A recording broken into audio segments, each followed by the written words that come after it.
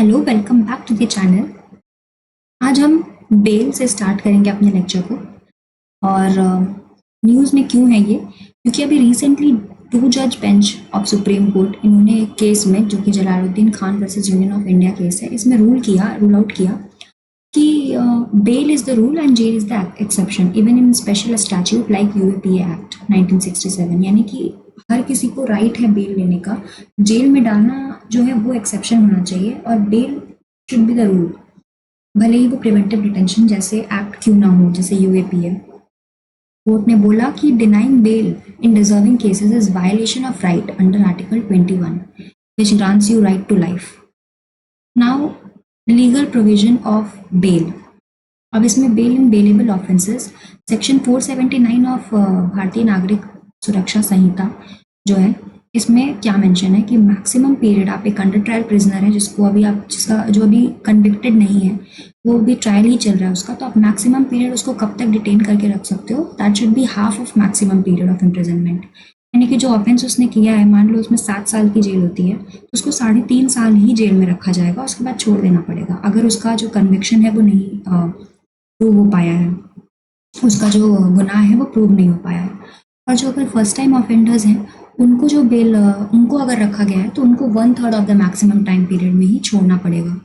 यानी कि अगर नॉर्मल जो प्रिजनर है कि वो रेगुलरली वो उसको वैसे मिला हुआ है कि वो प्रिजन में आता जाता रहता है, तो उसको आप हाफ टाइम पे रखोगे, मैक्सिमम पीरियड आपका हाफ ही है। आप अगर उसको आपने प्रूव नहीं कर दिया कि वो गलत है, और अगर किसी ने पहली बार ऑफेंड ऐसा कुछ गलती की जिसके लिए उसको जेल में रखना पड़ रहा है, तो उसको आप 1/3 ही पीरियड रखोगे।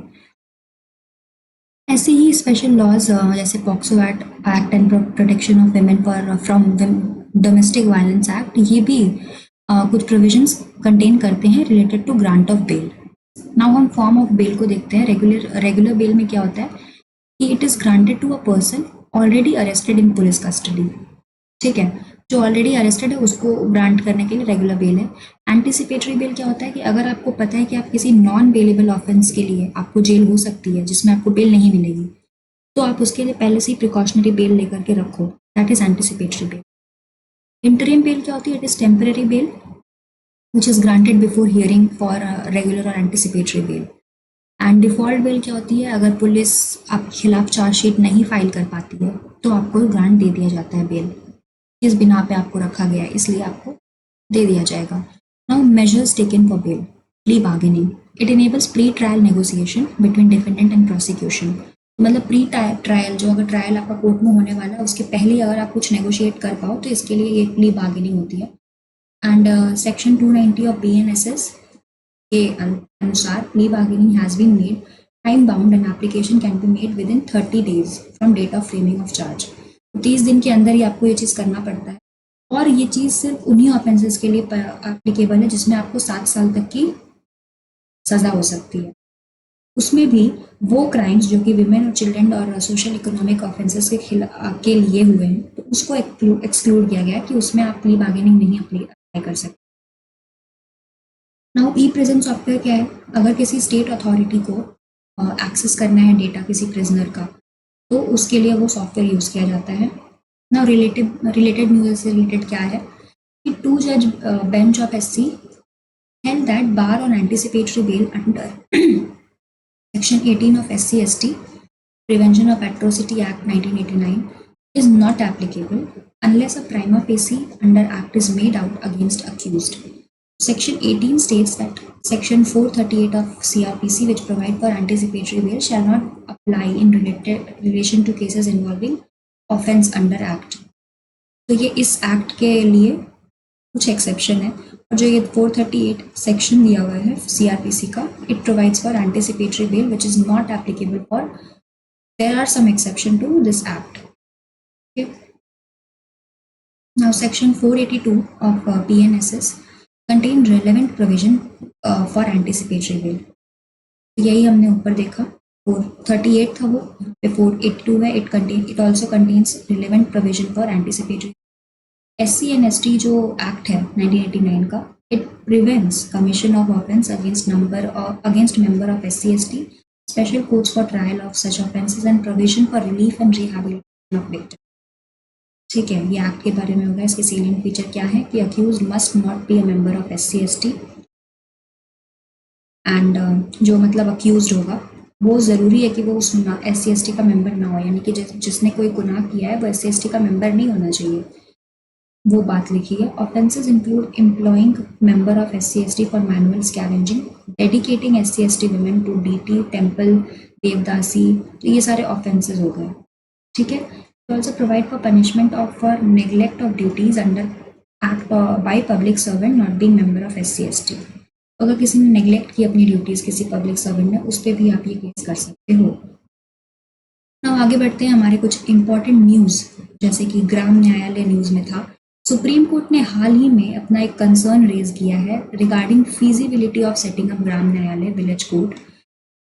तो ये मतलब उनका कंसर्न है कि कितना फीजिबल है ग्राम न्यायालय हर विलेज के लिए एक सेटअप करना। तो ये न्यूज़ में था। अब यहाँ से हमें ग्राम न्यायालय के बारे में पढ़ना होगा। तो ये क्यों है ग्राम न्यायालय? ये अपॉर्चुनिटी देता है, it enables the opportunity to any citizen, मतलब उनको securing justice are not denied to any citizen by reason of social, economic और अदर डिसेबिलिटी। कोई अगर पिछड़ा वर्ग है, उसके पास पैसे नहीं है, या फिर वो इकोनॉमिकली डिसेबल है, सोशली बैकवर्ड है, तो उसको जस्टिस ना मिले, ये चीज़ ना हो पाए, इसलिए ग्राम न्यायालय इसको इंश्योर करता है। ग्राम न्यायालय की स्टैट्यूटरी बैकिंग जो है वो है ग्राम न्यायालय एक्ट से, जो कि 2008 में आई थी। Act exams state of Nagaland, Arunachal Pradesh, Sikkim and tribal areas specified in the act. इसमें नागालैंड को, अरुणाचल प्रदेश को, सिक्किम को और ट्राइबल एरियाज को जो है एग्जेम्प्ट किया गया है। कुछ ट्राइबल एरियाज जो इस एक्ट में मेंशन्ड है, यहाँ पे नहीं बनेंगे। सीट्स ऑफ ग्राम न्यायालय, it is located in the intermediate panchayat. ठीक है, हेडक्वार्टर जो उनका ये हो गया। स्टेटस क्या है? Gram Nyayalaya are deemed to be court of judicial magistrate of first class, judicial magistrate of first class. Now state government जो है वो न्यायाधिकारी को अपॉइंट करती है फॉर ईच ग्राम न्यायालय। ठीक है, और इसमें वो कंसल्टेशन भी लेती है हाई कोर्ट की। Now jurisdiction shall be mobile court and both civil and criminal jurisdiction to settle petty issues at the village level, यानी कि छोटे मोटे इश्यूज होते हैं विलेज लेवल पे, उनको सॉल्व करने के लिए ये कोर्ट स्टैब्लिश किया गया है। डिस्प्यूट प्रोसेस क्या होता है? It settled cases with the help of conciliation between the two parties. These are not bound by rules of evidence provided in Indian Evidence Act, but by principle of natural justice. यानी कि ये जो इनका rule है ये इस पे नहीं बेस करता है कि जो एविडेंस एक्ट है ये सब इस पे नहीं, प्रिंसिपल ऑफ नेचुरल जस्टिस पे इनका जो है काम करते हैं ये। ठीक है, एविडेंस एक्ट जो है ना 1872 का, इट इज़ रिप्लेस्ड बाय भारतीय साक्ष्य अधिनियम जो लास्ट ईयर आया था। नाउ अपील जो होती है, appeal in criminal cases light to the court of session and in civil cases light to the district court. ठीक है, दोनों ही केसेस में अपील आप कर सकते हैं। क्रिमिनल केसेस है तो कोर्ट ऑफ सेशन में, और सिविल केस है तो डिस्ट्रिक्ट कोर्ट में। Shall be disposed within 6 month from date of filing an appeal, यानी कि 6 महीने के अंदर ही इसकी अपील जो की जाएगी उसको खत्म करना है। ये बात हो गई। नाउ कंटेम्प्ट ऑफ कोर्ट हमारा नेक्स्ट टॉपिक। अभी हुआ क्या कि Jharkhand government has filed a contempt petition against centre alleging delay in appointment of chief justice of high court. ठीक है, तो जो झारखंड के चीफ जस्टिस की अपॉइंटमेंट है उसमें डिले किया गया है, तो इसलिए झारखंड गवर्नमेंट ने कंटेम्प्ट पिटिशन को फाइल किया है अगेंस्ट सेंटर। अबाउट कंटेम्प्ट, अब यहाँ से कंटेम्प्ट ऑफ कोर्ट की बात आ जाती है, तो क्या है? Defined under contempt of court act 1971, इस एक्ट में डिफाइंड है। Article 129 and article 215 gives power to SC and SC to punish contempt. तो ये हमारे दो आर्टिकल दिए हुए हैं। आर्टिकल 129 में सुप्रीम कोर्ट को मिला हुआ है power to punish for contempt, and 215 में SC के पास है। तो दो तरह के कंटेम्प्ट होते हैं, पहला होता है सिविल कंटेम्प्ट, दूसरा होता है क्रिमिनल कंटेम्प्ट। सिविल कंटेम्प्ट क्या है? Wilful disobedience to any judgment, decree, direction, order, writ or any other process of course or willful breach of an undertaking given to a court। तो आप अगर किसी court के डिसीजन को नहीं मान रहे हो, उसने कोई डिस्क्रिप्शन दिया, डायरेक्शन दिया, ऑर्डर दिया, रिट इशू किया और आप उसको नहीं मान रहे हो, आप जानबूझकर नहीं मान रहे हो, तो that will come under civil contempt. और क्रिमिनल कंटेम्प्ट क्या होता है? जानबूझकर के स्कैंडलाइज करना, कोर्ट की इमेज को या लोअर करना उसकी अथॉरिटी को, प्रेजुडिसेस और interference with due course of any judicial proceeding, अगर आप किसी प्रेजुडिसेस से उसके और या फिर इंटरफेयर करते हो जो कोर्ट की प्रोसीडिंग्स है, तो वो भी एक तरह से क्रिमिनल कंटेम्प्ट में ही आएगा। इंटरफेयर्स और obstructs the administration of justice, तो वही चीज़ होगा कि अगर आप इंटरफेयर कर रहे हो, ऑब्स्ट्रक्ट कर रहे हो, रोकने की कोशिश कर रहे हो कि आप काम में बाधा डालने की कोशिश, वो भी क्रिमिनल कंटेम्प्ट ही के अंदर आएगा। ठीक है, अब हमारा आता है mercy petition. President has rejected the mercy petition of Lashkar e Taiba terrorist sentenced to death for the December 2000 Red Fort attack. तो प्रेसिडेंट ने मर्सी पिटिशन को रिजेक्ट कर दिया है लश्कर ए तैयबा के टेररिस्ट के लिए, जो कि उसको डेथ पेनल्टी हुई है।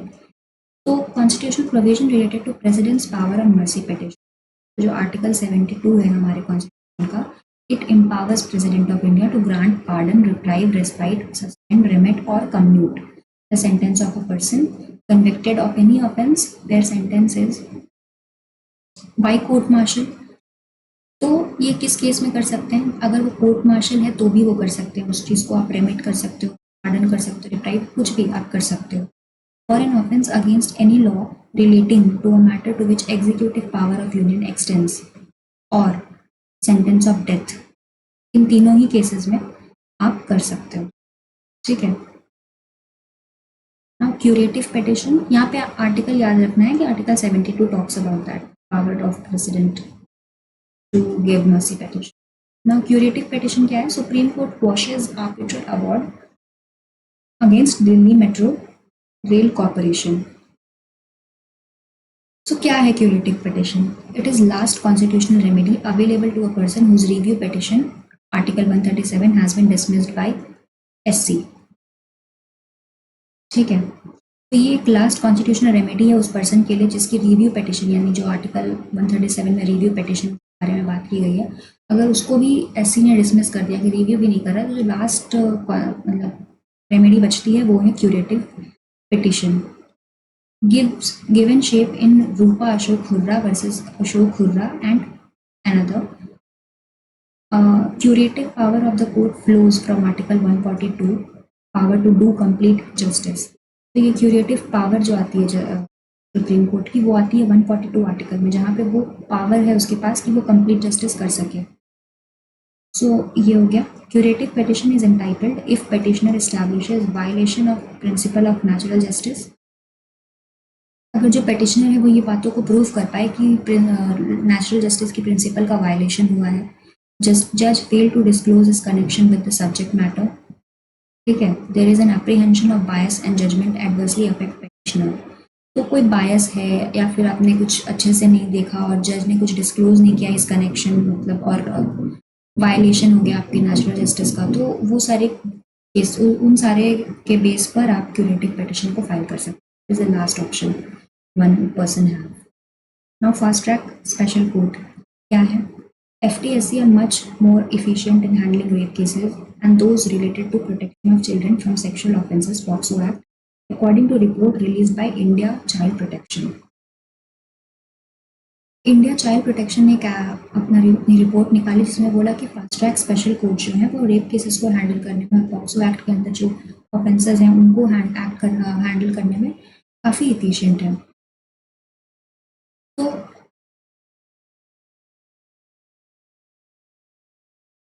about FTSC, it is a centrally sponsored scheme launched in 2019। ये एक centrally sponsored scheme है and funding इसको center bears its expenditure from Nirbhaya fund. तो जो निर्भया फंड में पैसे आते हैं उससे इसको फंडिंग मिलती है। Implementation was by department of justice and ministry of law and justice. ठीक है, ऑब्जेक्टिव क्या है? Ensure Swift disposal of rape cases and those coming under POCSO. तो ये स्पेसिफिकली रेप केसेस के लिए है और ये पॉक्सो एक्ट के अंदर जो केसेस आते हैं उसका है। 755 FTSCs out of decided 1023 including 410 exclusive POCSO courts are functional in 30 states। FTSC are linked to National Judicial Data Grid। It is also linked to National Judicial Data Grid। उसमें सारे ही आपके जो केसेस हैं उसका पूरा वहाँ पे इंफॉर्मेशन रहता है। So now 0 FIR क्या है? zero FIR case against a former minister for allegedly making objectionable comment against the Telangana chief minister. ठीक है, तो एक जीरो FIR की गई है एक फॉर्मर मिनिस्टर के लिए जब उन्होंने एक ऑब्जेक्शनेबल कमेंट किया तेलंगाना के चीफ मिनिस्टर के ऊपर। तो क्या है zero FIR? Refers to an FIR that is registered irrespective of the area where the committed. तो कहीं भी वो आप जैसे कि आप किसी भी एरिया में हो और आपको वहाँ पे FIR आपके साथ जो ये आप हो कहीं और के आपके साथ जो घटना हुई है जो इंसिडेंट हुआ है वो कहीं और हुआ है, लेकिन आप अभी इस वक्त इस जगह पे हो तो आप यहाँ के किसी लोकल पुलिस स्टेशन में जा करके रिपोर्ट लिखवा सकते हो और बाद में वो पुलिस स्टेशन से आपके जो पुलिस स्टेशन है आपके एरिया का पुलिस स्टेशन वहाँ पे केस ट्रांसफ़र किया जा सकता है। तो पहले क्या होता था कि केसेस जो है सिर्फ आप जहाँ के पुलिस स्टेशन के से आप बिलोंग करते हो आप वहीं जाके लिखवा सकते हो, कहीं और नहीं। तो पर ये जीरो FIR जो है ये थोड़ा सा हेल्पफुल हुआ इस मार्केट में। So once registered, it transferred to appropriate police station for investigation. No regular FIR number is provided initially. The relevant police station register a new FIR for investigation. कोई regular FIR number आपको नहीं दी जाती है initially, ठीक है। The provision for zero FIR is under section 531 subclause 1 of the Bharatiya Nagrik Suraksha Samhita 2023, based on Justice Verma Committee's recommendation established after 2002 Nirbhaya case. ये Nirbhaya case के बाद से जस्टिस वर्मा की कमेटी ने इसको रेकमेंड किया था। Doctrine of coverture, Supreme Court is to hear petitions challenging the marital rape exception under section 375 and section 63 of Indian Penal Code and Bharatiya Nyaya Sanhita respectively. So section 375 of Indian Penal Code and section 63 of भारतीय न्याय संहिता।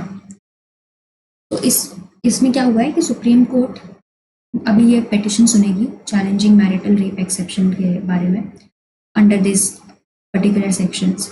Supreme Court in Joseph Shine versus union of India 2018 का case था held that marital rape exception stems from doctrine of कोवर्चर।